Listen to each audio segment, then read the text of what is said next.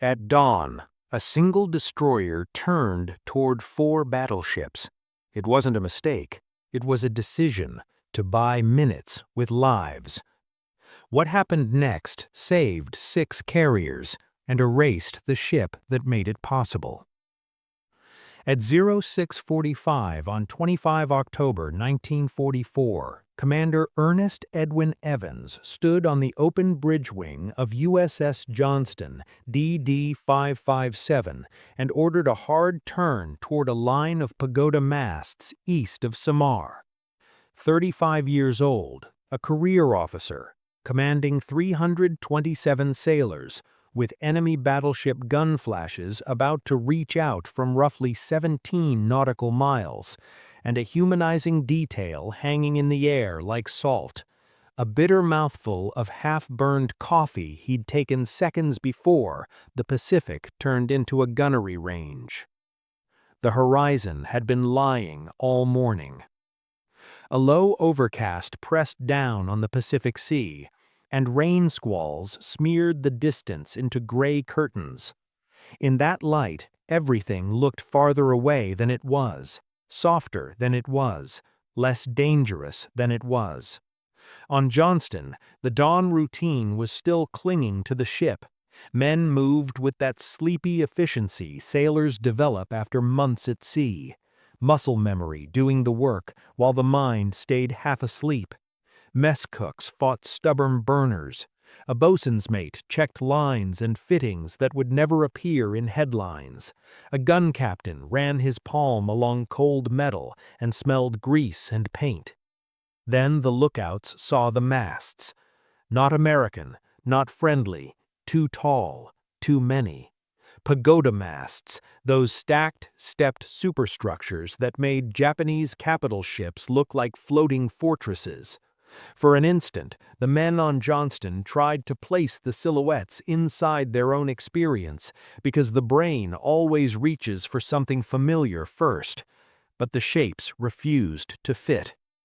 A few minutes later, the first distant gun flashes winked like lightning. At 0646, the radar contact was no longer rumor. At 0650, Johnston was informed, and the distance was already compressing. 34,000 yards felt wide until you remembered how fast battleship salvos could walk. The Japanese didn't ease into the fight. They opened fire within minutes, and the sea began to erupt with colored geysers. Those first splashes were not just big, they were obscene. Splashes rose like buildings. Some were dyed, brilliant colors meant to help Japanese spotters track which battleship's shells were landing where. For Americans who were not used to being fired on by battleships in daylight, it looked like the ocean had been punched in Technicolor. The splashes were not random. They marched, they corrected, they walked toward the escort carriers. And the escort carriers were the problem. Task Unit 77.4.3, Taffy 3, was not a fleet built to fight battleships. It was a working group. 6 escort carriers providing air support and anti-submarine coverage for the Leyte operation, screened by 3 destroyers and 4 destroyer escorts. Those little carriers were the kind of ships sailors loved and feared at the same time. Loved because they were busy, alive, always launching and recovering. Feared because they were thin-skinned, flight decks that could burn, hangar decks that could become blast furnaces, gasoline lines and bombs and rockets packed into cramped spaces. Most of all, they were slow. An escort carrier could make about 18 knots on a good day. A Japanese heavy cruiser could run them down. A Japanese destroyer could run them down. A battleship didn't even need to chase if it could simply pound them from range and watch them fall apart. Behind Johnston, the carriers began the only move that made sense, the run to the east. Sprague ordered them to turn and make smoke, to launch everything that could fly. Wildcats and Avengers went off the decks with whatever ordnance they already carried, because there was no time to rearm. Some carried rockets, some carried depth charges meant for submarines, some carried bombs not designed for armored warships, some carried nothing ideal at all. They launched anyway because air in the sky was better than aircraft burning on deck. Flight deck crews worked like men who understood a simple fact: one good salvo could turn their ship into a funeral pyre. On Johnston, the order to battle stations hit like a physical shove. Hatches clanged shut and dogs spun tight. Men ran through narrow passageways, boots slamming on steel ladders, fingers already moving through practiced sequences. Sound-powered phones crackled with clipped phrases. The 5-inch mounts began to train, servos whining, barrels swinging toward the horizon with the mechanical patience of machines that did not understand fear. The hull shuddered as turbines spooled. Johnston was a Fletcher-class destroyer, fast, hard-hitting for her size, and nearly naked against battleship shells. Her strength was speed, 60,000 shaft horsepower driving her to about 38 knots, speed that could change geometry, break solutions, force mistakes. Her main battery, 5 single 5-inch 38 caliber guns, was lethal against exposed personnel and superstructure.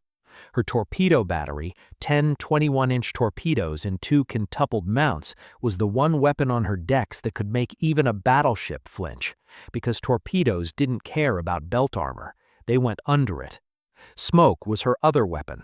Smoke wasn't romance, it wasn't a dramatic veil, it was physics and survival, breaking optical line of sight, ruining range estimates, forcing an enemy to shoot at shadows. Smoke was life insurance for the carriers. Evans knew the geometry instantly. He didn't need a conference, he didn't need permission. If Johnston ran with the carriers would still be overtaken. Johnston would die later, watching them die first. So he turned toward the Japanese line. Flank speed. On the bridge wing, wind slapped his face. Spray coated his uniform and stung his eyes.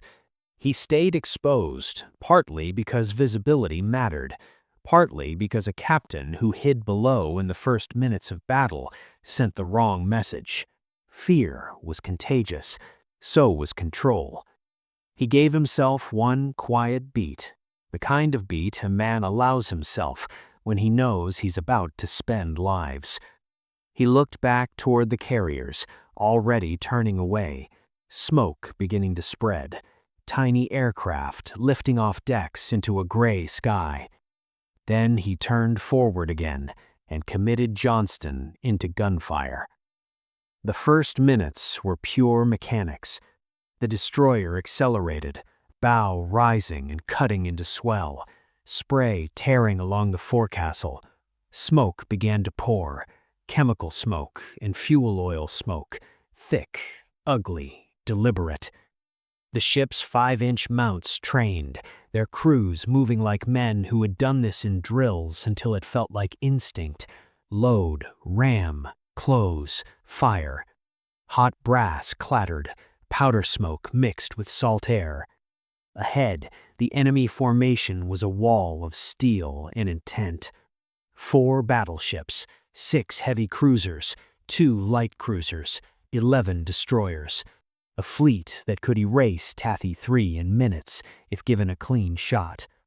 Evans was not trying to win, he was trying to buy time. Commander Ernest Edwin Evans was not a mythic figure to the men who served under him. He was their captain, present, demanding, and sometimes exhausting. He believed in aggressive ship handling, but not as a performance. On a destroyer, aggression was often the difference between survival and being methodically killed. Evans insisted on readiness because he understood a simple truth of naval warfare. When the shooting started, you didn't rise to the occasion, you fell to the level of your training. His crew respected him the way sailors respect a captain who makes them work, with a mixture of pride and resentment. They grumbled about inspections and drills. They cursed when he pushed them. Then, when the sky turned violent, they were grateful for every hard hour he demanded. Johnston herself was a weapon system built around speed and repetition. Her 5-inch 38 guns were dual-purpose, capable against surface targets and aircraft. The mounts could throw shell after shell with a steady rhythm, and the Mark 37 fire control system, when it worked, could keep those guns on target even when the ship maneuvered hard. But war rarely lets systems work perfectly. Smoke, rain squalls, splinters, and power loss could push gunnery down to local control, gun captains and pointers using instincts and sights while shells came in. Her torpedoes were simpler and more terrifying. 10 21-inch fish in 2 quintuple mounts, 5 per side, each capable of catastrophic underwater damage. A torpedo hit could tear open a cruiser's bow, flood compartments faster than pumps could manage, and force a ship out of line. Against battleships, torpedoes could force course changes that broke gunnery solutions, or worse, create catastrophic flooding that reduced speed and made a ship vulnerable to air attack. But torpedoes required closure. A destroyer had to get close enough to have a reasonable hit probability. That meant charging into the effective envelope of enemy guns. That meant exposing thin hull plating to shells that could pass through without even detonating, or detonate inside and turn compartments into slaughterhouses. That's why smoke mattered. Smoke was not only cover for Johnston, it was cover for the carriers, a moving wall that could break Japanese optical range-finding. Japanese fire control relied heavily on optics and mechanical solutions. Smoke and rain squalls could turn precision into guesswork. The Americans exploited every squall like it was a gift from God. Taffy 3's overall geometry was cruel. The escort carriers could not outrun cruisers and destroyers capable of 30 knots. Even if the carriers fled perfectly east, they would still be chased down unless the enemy was delayed, disrupted, and forced into maneuvers that bought time. And time was measured in aircraft. Sprague's carriers needed minutes to get planes airborne. Wildcats could strafe and harass, keeping Japanese crews under cover. Avengers could attack with whatever they had. Rockets, depth charges, bombs, and even dry runs could force ships to turn away because no captain wanted to gamble on whether an incoming aircraft carried a torpedo. Every minute Johnston delayed the Japanese line was another minute more aircraft got airborne. Evans understood that. It was the entire logic of his decision. Meanwhile, the men on Johnston were not invulnerable heroes. They were sailors, and sailors carried human weaknesses into battle. Some were running on too little sleep, mouths dry from the night's heat, heads throbbing from dehydration. Some were quietly terrified and hiding it behind routine. Some made small mistakes, hands fumbling with straps, a shell casing dropped, a shouted order misheard in the noise. On a destroyer, mistakes could be fatal, but crews learned to absorb mistakes and keep moving because stopping to apologize was a luxury. A gun captain wiped sweat and salt from his eyes and kept feeding the mount. An engineer checked a gauge twice because his brain didn't trust itself under stress. A signalman's hands shook as he tried to read flags through smoke and spray. And Evans, standing exposed, felt fear the way any man felt fear. He simply refused to let it run the ship. He was about to take Johnston into the only place a destroyer could truly matter against battleships: close range, smoke, torpedoes, and chaos. The first act of the battle had begun with pagoda masts and dyed splashes. The second act was the decision that came next: whether a single destroyer would spend itself to save 6 slow carriers. Evans had already chosen. He was turning into the line. At 06:57 on 25 October 1944, Commander Ernest Edwin Evans drove USS Johnston through her own thickening smoke toward Kurita's cruiser screen. 35 years old, 327 sailors depending on his timing, with battleship salvos already ranging from roughly 17 nautical miles. and a humanizing detail he kept buried behind routine. The slight tremor in his left hand as he gripped the bridge rail and forced his voice flat, professional, and calm. The run to the east was already underway behind him. Sprague's escort carriers turned hard to the east and began launching everything that could fly. Wildcats clawed up into the low overcast. Avengers lumbered off the deck with whatever was already hung on the racks, rockets, depth charges, bombs that were never meant for armored decks. Some aircraft launched with almost nothing useful at all. The point wasn't perfect ordnance. The point was bodies in the sky, wings overhead, and pressure on Kurita's gunners. Johnston's job was simpler and more desperate. Make time. That meant smoke, it meant speed, it meant forcing the Japanese line to shoot at the wrong ship while the carriers ran. The destroyer's funnels belched, and chemical generators added their own choking plume. Smoke rolled outward in thick sheets and then flattened over the water, dragged low by wind.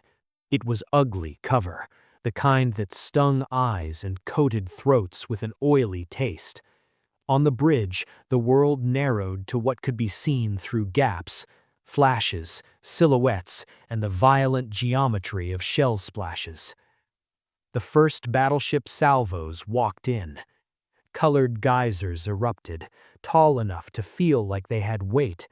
A near miss wasn't harmless. A near miss hit like a truck. Concussion punched through the hull plating and traveled through the ship's spine. Men felt it in their teeth. Johnston vibrated underfoot. Deck plates rang. Light fixtures shook. A sailor's stomach clenched, as if the sea itself had delivered a body blow. Evans did not let the ship run. He turned toward the cruisers, because cruisers were the immediate killers, the fast, armored predators that could run down escort carriers and rip them apart at ranges where the carriers could not reply. Battleships were the nightmare, but cruisers were the knife already in motion. At 07:10, Johnston selected a target, the heavy cruiser Kumano. The range tightened to 18,000 yards, close enough for Johnston's 5-inch .38s to matter, even if they couldn't penetrate belt armor. The guns began to hammer, not single heroic shots, strings of them. Load, ram, fire, eject, load again. Hot brass clattered, powder smoke stung the nose and mixed with the wet reek of salt. The 5-inch shells didn't need to crack armor to be lethal. They tore into superstructure, rangefinders, directors, exposed gun crews, antenna runs. They started fires that forced damage control parties onto the deck, men who now had to fight heat and smoke instead of aiming and tracking. They smashed optics that Kurita's gunners depended on through rain squalls and smoke. Every hit was a subtraction. Less accuracy, less coordination, less speed in the enemy's decision cycle. Evans closed further. A torpedo run was not a flourish, it was the only realistic battleship stopper a destroyer carried. 10 21-inch torpedoes in 2 quintuple mounts, 10 chances to force a capital ship to turn away or die underwater. At about 0715, Johnston fired her full salvo of 10 torpedoes. The mounts rotated, the tubes coughed, and 10 weapons slid into the sea. Their wakes carved pale lines that looked deceptively gentle on the surface. Underneath, each torpedo ran toward a steel hull with a warhead that did not care about deck armor or turret faces. It cared only about the waterline and what happened below it. At least one torpedo struck Kumano and blew off her bow. A heavy cruiser lost the front of her ship in seconds. The effect was immediate and brutal. Speed lost, formation disrupted, damage control overwhelmed. A cruiser that should have been closing on escort carriers was now fighting for survival and falling out of line. Johnston turned away under her own smoke. That turn was seamanship and survival. If a destroyer stayed on a predictable course after firing torpedoes, it became an easy target for corrected salvos. Evans zigzagged and used smoke like a knife, slipping behind it, letting the enemy lose him, then reappearing where he could still do damage. For several minutes, it worked. The Japanese formation began to misread what it was facing. Smoke, aggressive maneuvering, and torpedo tracks created a larger picture than reality. Through rain squalls and dye-colored splashes, a destroyer's aggression could be mistaken for the leading edge of a heavier American screen. That confusion bought time. But the ocean always collects its debt. Around 0730, Johnston came under heavy fire. Hits landed in rapid succession. The destroyer's speed dropped hard, down near 17 knots. Electric power to aft mounts cut out. Aft gun mounts went dark. Fires started in places that mattered, spaces that carried wiring, spaces that carried control, spaces where heat could turn a ship into a furnace. The damage cascade was technical, not theatrical. A shell struck, and everything in that compartment changed state. Metal peeled, bulkheads shivered, fragments scythed through cramped spaces where men had nowhere to run. Lighting failed, phones went dead, smoke rolled down passageways. The ship became a collection of separate battles, each compartment fighting its own war. On the bridge, casualties came fast. There is no clean way to describe what naval gunfire does to human bodies without turning it into spectacle. So the narration stays where the sailors lived. The sudden absence of voices on the phones, the slickness on the deck, the smell of burned paint and cordite, the urgent shout of corpsmen, the hard command tone that forced men to keep working. A gun captain stayed on the mount. He was not immune to fear. His hands shook every time a near miss punched the ship and made his teeth ring. But he stayed because leaving the mount meant the ship had fewer weapons, and fewer weapons meant the carriers behind them would be hit sooner. He kept the cycle going. Load, ram, fire. Down below, engineering crews fought to restore power. Hands went to valves. Men shouted steam pressures and temperatures. Turbine throttles were handled like delicate instruments, even while the ship shook. In the heat of engineering spaces, sweat poured and mixed with grime. The air tasted like oil. A man's forearms cramped as he spun a wheel, forcing a stuck system to comply. And Johnston kept fighting. This was the tension mechanic made real. Every minute Johnston stayed alive in that gun envelope was another minute of aircraft airborne from the carriers, another minute of smoke between Kurita and Taffy 3, another minute of Japanese commanders reacting instead of executing. At that moment, Evans made the second choice that defined Johnston's day. He re-entered the fight rather than fading back into smoke to survive. Johnston moved to support the other escorts, Howell, Heerman, and the destroyer escorts that were now committing their own attacks. Each ship, smaller than the ships it faced, acted like a splinter in a giant's eye. Not fatal on its own, but impossible to ignore when it kept stabbing. The battle widened into violent micro-engagements. A destroyer would appear through smoke, fire a salvo, then vanish again. A cruiser would respond, shells tearing through the smoke where the ship had been seconds earlier. Torpedo tracks cut lines across the water and forced heavy ships to turn away or risk underwater catastrophe. Every turn broke gunnery solutions. Every turn disrupted formation. Every disruption bought time. Johnston's speed never returned to what it had been. A wounded destroyer did not maneuver like a healthy one. Every course change became a calculation. How much rudder could she take without losing more speed? How much speed could she hold without overstraining damaged machinery? How long could she keep smoke generators running before systems failed completely?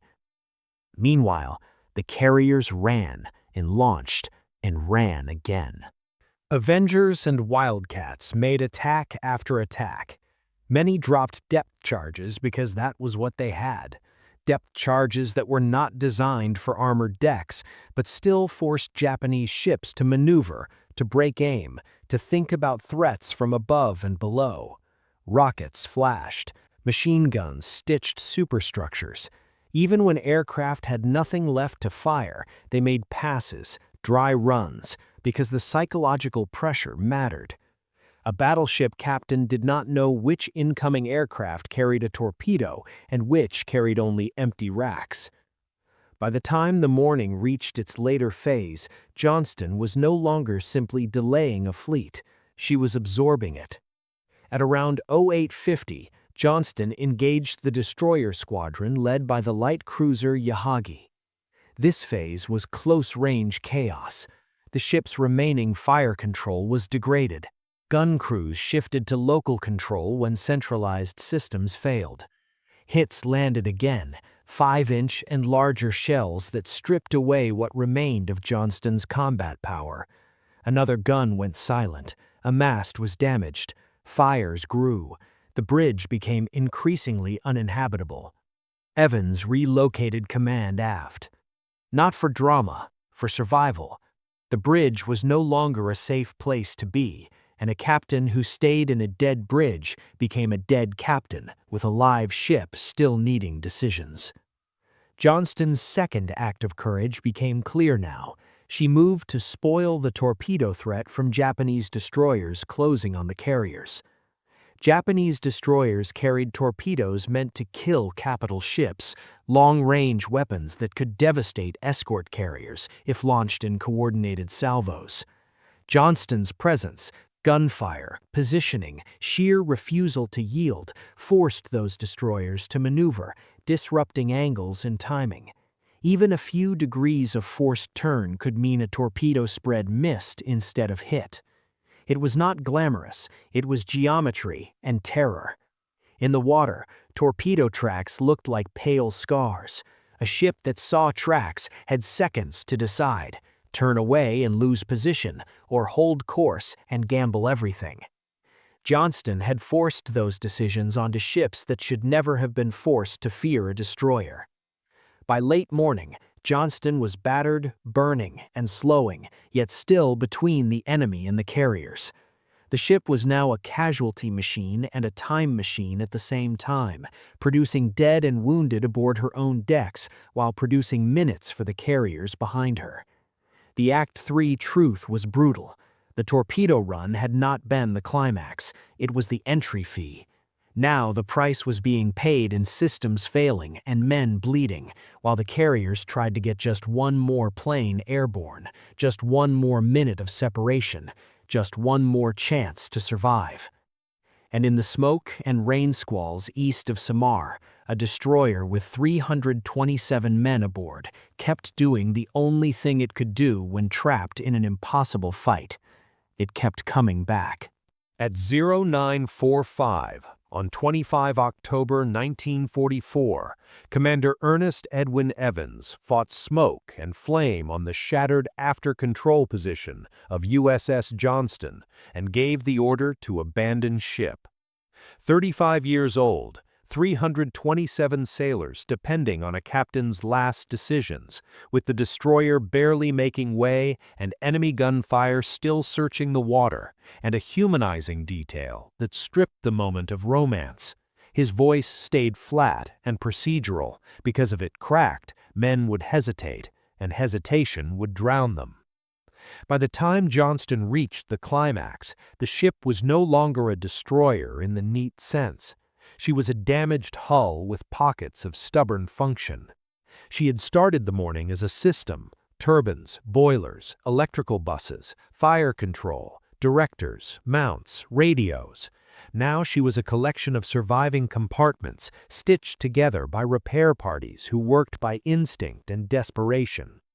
Every time a bulkhead shuddered from a near miss, every time another hit peeled steel and sprayed fragments through a passageway, the ship's internal map changed. Routes that had existed 5 minutes earlier were now blocked by smoke or debris or fire. Stations that had been manned were now empty. A phone circuit that had carried orders was now dead. Evans was no longer commanding a ship from a bridge. He was commanding a fight from wherever command could survive. The air inside Johnston had the thick taste of burned paint, cordite, hot oil, and wet steel. Smoke crawled through compartments like a living thing. Heat radiated off bulkheads that had absorbed blast and flame. Men coughed until their throats felt raw. Eyes stung. Hands shook, not from weakness, but from the body's refusal to stay calm while it waited for the next hit. Outside, the sea was a chaos of wakes, splashes, and torpedo tracks. The Japanese battleships and cruisers still dwarfed everything in sight. Their silhouettes were intermittently swallowed by rain squalls and smoke, then revealed again in brutal flashes. Gunfire and spray, and the sudden appearance of a mast where there had been only gray a moment before. The carriers were still running east. Aircraft were still lifting off whenever a deck could turn into wind long enough to throw another plane into the air. And Johnston, battered and slowing, remained between the enemy and those carriers. That was the tin can's final job: act as a moving piece of terrain the enemy had to fight through. The climax was not a single heroic act. It was a series of hard, ugly decisions. Johnston's fire control was degraded. When the Mark 37 director and its radar inputs were disrupted, gun crews had to fall back to local control.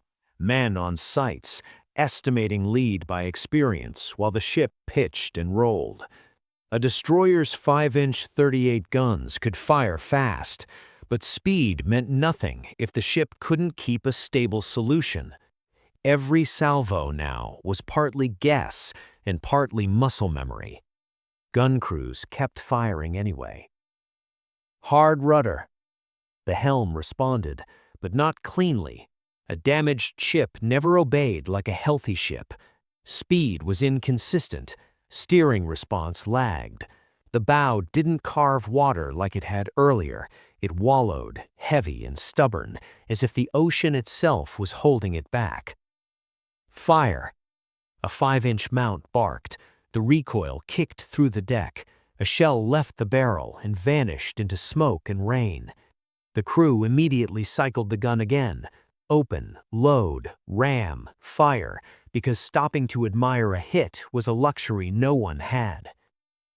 Smoke. Smoke poured over the water, thickening the screen. It wasn't just concealment anymore. It was a way to deny the enemy clean optics long enough for the carriers to keep running and launching. It was a way to make Johnston's own damaged silhouette harder to track. Reload. It happened everywhere at once. Gun crews feeding mounts, ammunition numbers dropping, magazines being hoarded because nobody knew how much longer this fight would last. Men's hands moved with ritual speed, but their faces were tight with strain. Every reload was a short prayer that the next incoming shell would miss. Keep shooting. That order could have been shouted by any gun captain, any petty officer, any exhausted seaman. By this stage, it was the only language left. The water around Johnston began to show the clearest marker of destroyer warfare: torpedo tracks. A torpedo's wake looked simple, white lines on gray water, but it represented a decision that could force even battleships to turn away. Battleships did not fear destroyer gunfire. They did fear torpedoes. A torpedo hit under the armor belt could flood machinery spaces, cripple steering, reduce speed, and turn a capital ship into a target for air attack. Even a near miss forced maneuver. Maneuver broke gunnery solutions. Broken gunnery solutions saved carriers. This was the into torpedoes truth made literal. Ships that should have been conducting a clean chase had to twist and turn, sometimes violently, to avoid underwater death. That twisting cost them alignment, it cost them coordination, it cost them time. Time was what Taffy 3 needed to survive. Johnston's presence helped create that torpedo geometry, even when her own torpedoes had already been spent. The mere possibility of another attack, combined with smoke and aircraft harassment, kept pressure on Kurita's commanders. It turned what should have been an execution into a messy, confusing, contested battle. But the ship's physical condition was collapsing. Damage control was fighting multiple fires. Flooding was being contained where it could, but containment required power and pumps and intact compartments. A destroyer did not have deep reserves. When redundancy was stripped away by hits, the margin vanished fast. Men were dying and being wounded in ways that were not dramatic, just abrupt. A fragment would find a body, a blast would slam someone into steel. Smoke would fill a space, and a man would lose consciousness because oxygen was gone. In the background, corpsmen worked with what they had, moving through a ship that shook and burned, doing triage in narrow passageways, trying to keep men alive with bandages and morphine while battle raged around them. Evan's vulnerability was never theatrical, it was functional. He had to keep deciding while his ship was being dismantled. He had to calculate what still worked, what could still be used, what could still be sacrificed for time. He had to give orders that meant men would die. He also had to give orders that meant some might live. As the morning slid toward late battle, Johnston was increasingly defenseless. Gun mounts were knocked out, speed was failing, control positions were becoming uninhabitable. The ship that had charged into battleships at flank speed was now struggling to stay between the enemy and the carriers at all. And yet she stayed. That's the core of the climax, endurance after the headline moment. It is easy to picture the torpedo run. It is harder to picture the long, grinding minutes afterward, when the destroyer is wounded and still fighting, when survival is no longer about maneuver brilliance, but about refusing to stop. Eventually, the point arrived where the ship was no longer fightable. A captain does not abandon a ship because he wants to. He abandons it when keeping men aboard becomes murder by inertia. At 0945, Evans gave the order, "Abandon ship." The words were procedural, but the act was intimate and brutal. Men had to move through wreckage. They had to find life jackets. They had to reach the rail. They had to climb down or jump into water that was cold enough to steal breath and heavy with oil. Some men were wounded and could not swim well. Some were burned. Some were exhausted to the point where even holding on to debris was an act of will. They went anyway because there was no ship left to save them. At 10:10, Johnston rolled over and sank. The sea swallowed the ship's smoke and noise, leaving only survivors, wreckage, and the continuing gunfire of a battle that moved on without them. The destroyer that had been a weapon system became a memory in 10 seconds of rolling and disappearance. For the men in the water, the battle did not end. It simply changed form. Water survival is its own war. Oil slicks coated skin and choked mouths. The sun burned. The horizon was empty and too big. Swells separated men and then brought them together again. Some clung to rafts, some clung to planks, some clung to nothing but their own life jackets and the stubborn refusal to die. The emotional restraint of the moment came from its reality.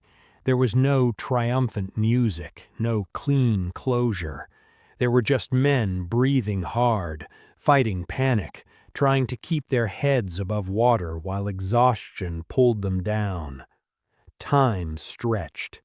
Rescue did not come quickly. The Pacific does not hurry for anyone. When rescue finally came, it arrived as another set of hard procedures. Hands grabbing arms, bodies hauled over rails, men collapsing on decks that were suddenly stable again. the smell of ship interiors replacing the smell of oil and sea. The numbers were stark. Johnston had sailed into the fight with 327 aboard. 186 died. 141 survived. They were rescued after roughly 50 hours in the water. That is what it cost to buy minutes. What Johnston's charge accomplished was measurable, and it mattered. Taffy 3's escort carriers survived long enough to keep launching aircraft, fighters and bombers that harassed Kurita's line, forced maneuvers, and created a relentless fog of uncertainty. Smoke screens degraded Japanese optics. Torpedo attacks, real and threatened, forced capital ships to turn away and break gunnery solutions. The Japanese formation, expecting an easy annihilation of helpless carriers, found itself fighting a small, aggressive screen that behaved like it had nothing to lose. Kurita eventually withdrew. That withdrawal remains one of the most improbable survivals of the war at sea. Small escort carriers and their tin can escorts living through the attention of battleships and heavy cruisers, not because they outgunned the enemy, but because they disrupted the enemy's ability to execute. Johnston's role in that disruption was central. She did not win in the traditional sense. She did not sink battleships. She did not survive the fight. She bought time at the cost of herself. Recognition came after the fact, the only time recognition ever arrives in war. Commander Ernest E. Evans received the Medal of Honor posthumously for Samar. The men who survived carried the aftermath into their lives in ways that are never tidy. Some carried shrapnel and scars. Some carried hearing loss from concussions that had slammed through thin hull plating. Some carried burns that tightened skin and limited movement. Many carried the quieter injuries, the way a sudden loud sound could bring the whole morning back, the way a smell of diesel could trigger a memory of oil-slicked water, the way sleep could become a place where the bridge was always burning again. Post-war life did not erase Samar. It only placed Samar behind other things: jobs, marriages, children, routines that tried to make the world feel stable again. Some veterans spoke about it. Many did not because they were ashamed, but because language wasn't built to carry what it felt like to steer into battleship gunfire or to float for days in an ocean that didn't care. Modern legacy has made Johnston more than a story. Her wreck lies more than 20,000 feet down on the seabed, identified and surveyed in the 21st century. The depth is so extreme it turns the ocean into a kind of outer space: pressure, darkness, isolation. Yet the ship remains there as physical proof, a hull number still visible, a forward section still upright, guns still pointed as if on the last bearing. The legend became a place. And that matters, because memory alone can be dismissed as exaggeration, as folklore. Steel on the seabed cannot. The battle off Samar is remembered not because it was clean, but because it was human, because it was small ships in the wrong place at dawn, because it was pilots launching with whatever ordnance they had, because it was destroyers making smoke and forcing turns, because it was gun crews firing until mounts went silent, because it was engineers restoring power with hands on valves while shells tore through the ship, because it was a captain making a decision that looked impossible, because the alternative was watching others die first. In the end, the truth is simple and hard. A small ship made a big decision. Ordinary sailors held the line when no help was coming. These men deserve to be remembered.